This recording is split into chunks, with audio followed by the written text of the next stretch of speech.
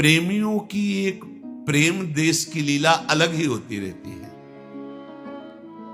1,00,000 का 550 वर्ष पहले की त्रिलाए बिहारी जू के लिए, बिहारी जू निधिवन में विराजमान थे। 1,00,000 का उस समय। कहां है स्वामी जी, पता लगाया तो स्वामी जी यमुना किनारे विराजमान थे। स्वामी श्री हरिदास जी महाराज नजदीक गए और पात्र रख दिया। स्वामी जी महाराज, ये इत्र है, 1,00,000 का है और इत्र का रूह है, जैसे पुष्प का निकला हुआ सीधा, उसमें कुछ मिलावट नहीं, जैसे तिल का तेल या चंदन का तेल आदि मिलाकर उसे विस्तृत करते, वो केवल रूह है, बहुत ही खुशबू, सार पुष्प का। स्वामी जी ऐसे खोले, ऐसे मारे, पूरा इत्र रेत में गिरते। बेचारे के हृदय में आग लग गई कि गाढ़ी कमाई का 1,00,000 का इत्र लाए, पर पता नहीं मतलब क्या है कि उन्होंने फेंक दिया इसे रेत। बहुत दुखी बेचारा, पर श्रद्धा थी क्योंकि महिमा सुनी थी। जो श्रद्धावान होते हैं वो जल्दी संशय को पुष्ट नहीं होने देते। संशय तो हो जाएगा महापुरुषों के चरित्रों पे, पर वो पुष्ट नहीं, बार बार वो लड़ते रहते, नहीं ऐसा नहीं, कुछ ना कुछ तो होगा दिव्यता इसमें। और उस समय स्वामी जी महाराज श्यामाजू के साथ लालजू से होली लीला खेल रहे थे, बिहारी जू से। बिहारी जू पिचकारी पे पिचकारी पिए पिचकारी न छिरकत, तकी तकी कुमकुम नीर। तो सखियां अपने अंचल से पिचकारी के वार को रोक रही थी। अब उसी समय ललिताजू के रूप में स्वामी जी श्यामाजू के साथ थे और इसने इत्र दिया, तो तत्काल वो इत्र खोल करके बिहारी जू के ऊपर पूरा डाल दिया। अब इत्र एकदम गिरा तो आग झपी, इतने सखियों ने उन्हें घेर लिया, पकड़ लिया, तालियां बजी, श्यामाजू की जय। अब स्वामी जी जब आंख खोले तो देखा वो बेचारा उदास खड़ा, तो भैया निधिवन गए हो? निधिवन जाओ, बिहारी जी के दर्शन करो, जाके आ खड़े क्या करो? आज्ञा हुई। श्रद्धावान न होता तो काहे को आया था? निधिवन में जीव ही प्रवेश किया तो जो इत्र लाया था उसी की खुशबू, और जब गए तो बिहारी जो सराबोर उसी इत्र से आप वो समझता हो, वो रेत में नहीं गिरा था, देखने में तो रेत में गिरा, वो बिहारी जी। ये जो प्रेम की लीलाएं, प्रेम की बातें हैं, ये बड़ी विचित्र है। प्रेमियों का हृदय जाना नहीं जा सकता है। महाप्रभु चैतन्य देव तीर्थ यात्रा में जब भ्रमण कर रहे थे तो एक वैष्णव आए, ऐसे लग रहे थे कि जैसे ये किसी और देश में रहते हैं। एक विक्षिप्त से बावरो रस में फिरे खोजत नेह की बात। महाप्रभु तो प्रेमावतार हैं, दृष्टि पड़ी, देख के समझ गए कि बहुत ऊंची स्थिति के महात्मा। गृहस्थ थे, आए, बड़ी दैन्यता से कहा, प्रभु जब आप पधारे ही हैं तो घर पधारिए और भोगारोगी है। हाँ, महाप्रभु ने कहा, अहो भाग्य प्रभु, मुझ दीनहीन को पावन करने के लिए आपने स्वीकार कर लिया। प्रभु यही पास में गली में कुटिया है, कल 11 बजे आप पधारो, हम ही अकेले रहते, उस समय भोग आपको पवाएंगे। महाप्रभु ने कृष्णदास जी साथ थे, उनसे कुटिया गए और 10 बजे पहुंच गए। जब पहुंचे तो रोने की आवाज आ रही थी कुटिया से। पहली दृष्टि में महाप्रभु, कोई आश्चर्य नहीं हुआ कि ये आवाज रोने की क्यों आई। वो खुद हर समय व्याकुलता पूर्वक हा कृष्ण, हा प्राणनाथ पुकारते रहते, अश्रुधारा चलती रहती। अंदर गए तो खंभा में ऐसे लगे हुए वो चिल्ला चिल्ला के रो रहे थे। महाप्रभु नजदीक गए और बहुत गंभीर मुद्रा में, प्रभु आपको किस प्रकार का दुख है, क्या बात है? आंख खुला, देखा महाप्रभु आए, रो पड़ा बड़ी जोर से और कहा, हमारी माता सीता को रावण स्पर्श कैसे कर दिया, और व्याकुल होकर होशियाराम के बाद महाप्रभु बैठ गए, जैसे बालक को दुलार करते हैं, ऐसे दुलार करते हुए कहा, तुम्हें शायद ये पता नहीं है, सीता जी अग्नि की गोद में विराजमान हो गई थी और छाया सीता का अपहरण रूपी लीला हुई। वास्तविक सीता माता तो अग्नि की गोद में विराजमान थी। नहीं नहीं, रावण ने स्पर्श कैसे कर लिया। हा माता, और महाप्रभु गए, लिखित ग्रंथ लाए, उसे दिखाया कि देखो इसमें लिखा है, तब संतोष हुआ। फिर कहा महाप्रभु से विराजो, अब हम भोग बना रहे, जो भी खिचड़ी आदि बनाया। प्रेमियों की एक अलग वृत्ति होती जिसको आप बाहर से नहीं पहचान सकते। भ्रमण करते हुए जा रहे थे तो एक वृक्ष के नीचे एक भगत बैठे, गीता जी खोले और दहाड़ मार के रो रहे थे। महाप्रभु ने कहा गीता में ऐसी कोई भावुकता वाले प्रसंग तो है नहीं, करुणा वाला। बहुत ऐसा करुणा का कथा का प्रसंग है कि जिसमें उपासक ऐसा, वो तो सिद्धांतों का वर्णन है, प्रेम के भी सिद्धांतों का वर्णन है। नजदीक गए, बैठ गए, वो ऐसे गीता जी लिए और ऐसे खोले, बस रोता ही चला जा रहा था ऐसे। महाप्रभु ने झांक के देखा तो उसमें एक छवि रखी है, हाथ में चाबुक है, लगाम है घोड़े की, और अर्जुन जी धनुष प्रत्यंचा खींचे हुए खड़े और भगवान सारथी बने। छवि को महाप्रभु ने कहा आप क्यों रो रहे हैं? बोले इतने करुणा से कहां भगवान सारथी बन करके अर्जुन के रथ हाँक रहे हैं, कितने कृपा। और तो चिल्ला भावुक हृदय का खेल ही अलग होता है। वहां ये ज्ञान विज्ञान सिद्धांत सब एक कोने में धरा रहता है। जो भावुक जन होते हैं, भाव प्राप्त करना चाहते हैं या भाव में डूबे हुए, वो नाम जप का हिसाब किताब नहीं है। अगर आप अभ्यासरत हो तो आपको खुद पता होगा कि जैसे धड़कन चल रही ना, इसे आप नहीं चला रहे, ऐसे यहां नाम चलता है। तो अब आपके वो रोके रुकेगी क्या धड़कन? धड़कन रुकी मतलब मर गए। तद विस्मरणेन परम व्याकुलतेति। अगर कहीं जरा सा आभास हुआ कि नाम छूट गया क्या, तो उसको ऐसे लगेगा जैसे मृत्यु जनित कष्ट हो, परम व्याकुल। ऐसे प्रेमी उपासक का रात दिन नाम पहरा देता है। नाम पहारू दिवस निश ध्यान तुम्हारा, रात दिन नाम का पहरा रहता है। हृदय में प्रीतम का ध्यान, मुख में नाम। प्राण कैद रहते नहीं तो निकल के भाग जाएं प्राण, पर नाम का पहरा रहता है। इसलिए प्रेमियों की अलग दशा। जयदेव जी को जो राजा उठा के लाए थे और सेवा आदि की थी, तो उनकी पत्नी ने प्रार्थना की कि जब महाराज यहाँ हैं तो उनकी पत्नी को भी। तो जयदेव जी की प्रिया पद्मावती जी को किंदु बिल्व नाम के आश्रम से लिवा लाए। तो रानी के समीप बैठी थी। कुछ ही दिन हुए थे तो सूचना गई कि रानी के भाई जो एक राजा थे वो पधार गए, तो उनकी जो अर्धांगिनी थी वो चिता में जलकर भस्म हो गई। तो पद्मावती जी से कहने लगी कि हमारी जो मातृपक्ष की बड़ा तेजस्वी, देखो ना वो सती हो गई। उनका तुमको हमने बताया कि हमारे भाई राजा थे, वो पधारे तो उनकी रानी सती हो गई, तुमने प्रशंसा क्यों नहीं की? जीवन भर उनके लिए जीवन धारण करके तड़पना, ये बड़ी बात है। और प्रेम तो उसे कहते हैं, अगर प्राण ही निकलना है तो सुनते ही प्राण निकल जाएं। अपने प्यारे का विछोह सुना कि प्राण निकल गए। महाप्रभु हरिवंश चंद्र जी की जे ही ये रसिकों को सूचना मिली कि महाप्रभु अंतर्धान हो गए, तजे तिहि छिन प्राण, दोबारा सांस नहीं आई। कितने ऐसे महापुरुष थे जो ही सुना कि महाप्रभु हितजू महाराज अंतर्ध्यान हो गए, तो बस जो जैसी निष्प्राण हो गए। तजे तिहि छिन प्राण, समय प्राण त्यागने के लिए कोई उपाय थोड़ी करना, प्राण प्यारे अंतर्ध्यान हो गए। जो जहां वैसे ही प्राण छूट गए।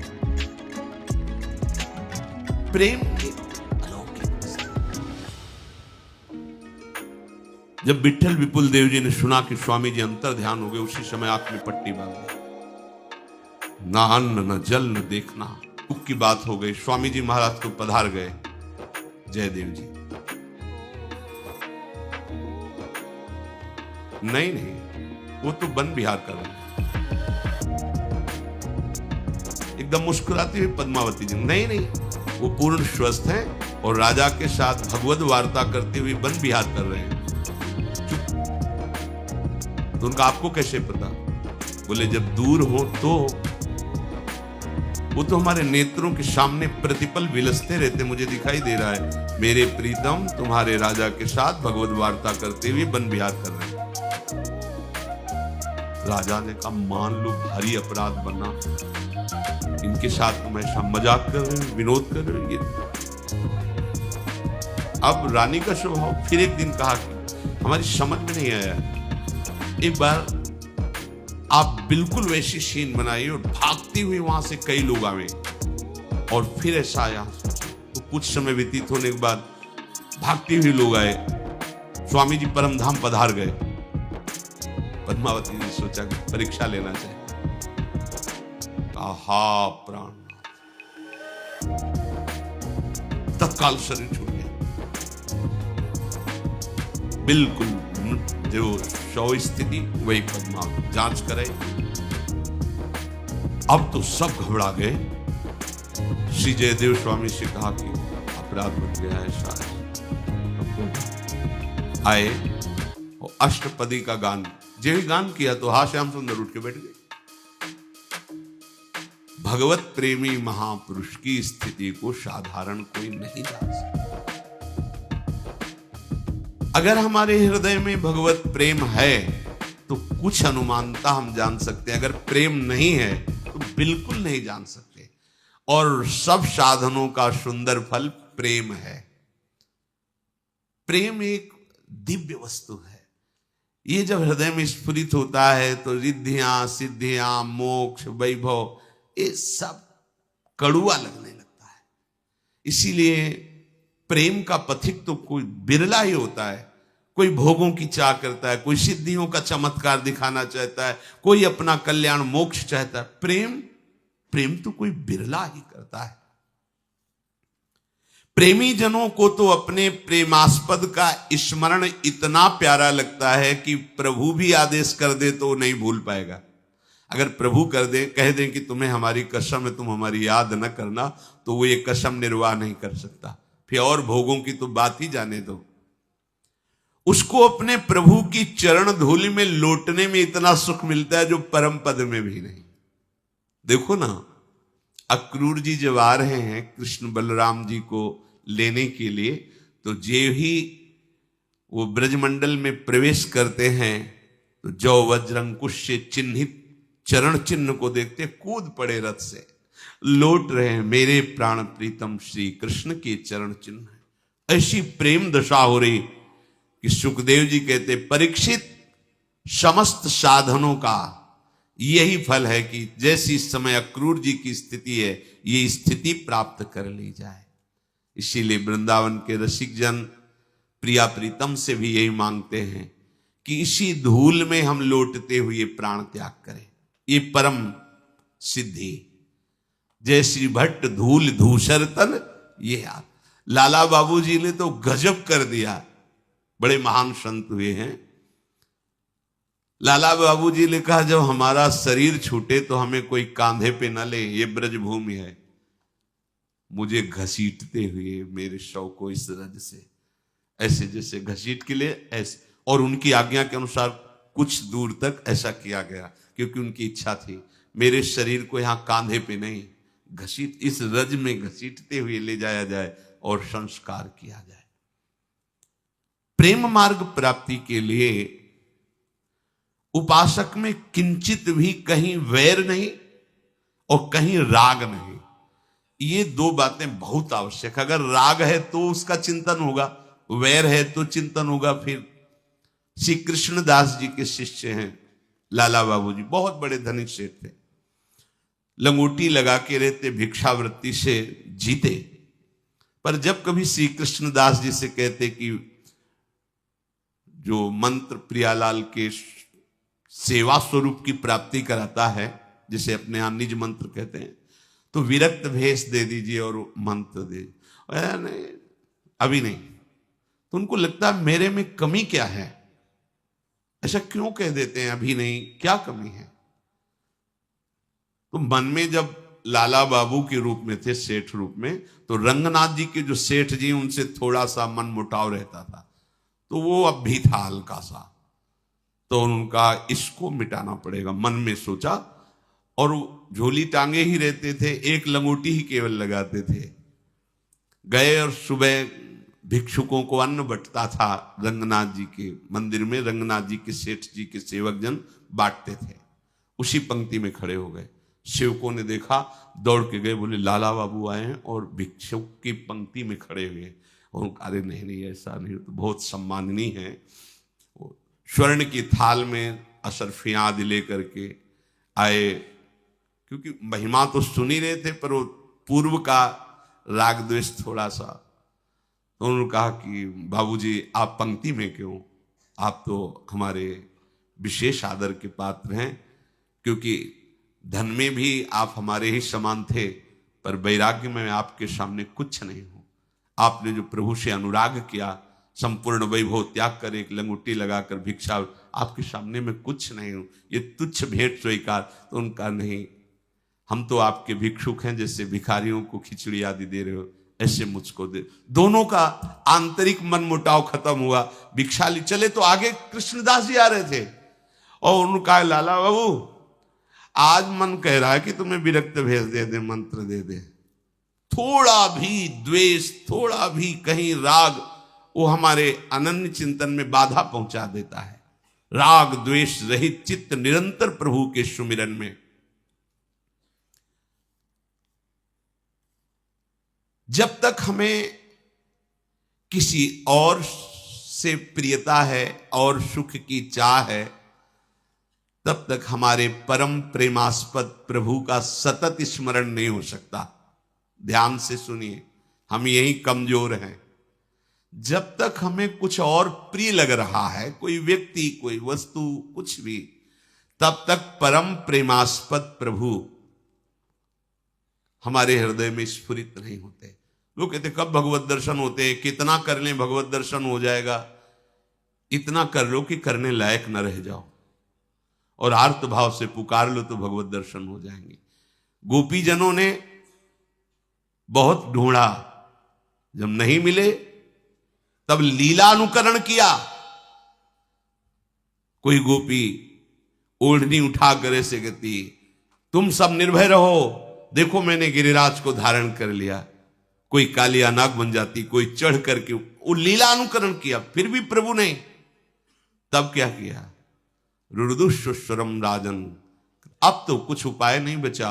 जब कोई उपाय नहीं बचता तो निरुपाय को एक उपाय आता है, रोना। बिन रोए किन पाइया प्रेम प्यारा मीत, रुरुदुष्वरम राजन कृष्ण दर्शन लालसा। तो उसी समय तासा मावीर भूत छोरी, इसमें मान मुखाम्बुजहा पीतांबर धरा सृग्वी। साक्षात मनमथ मनमथा प्रभु वहीं प्रकट हो गए।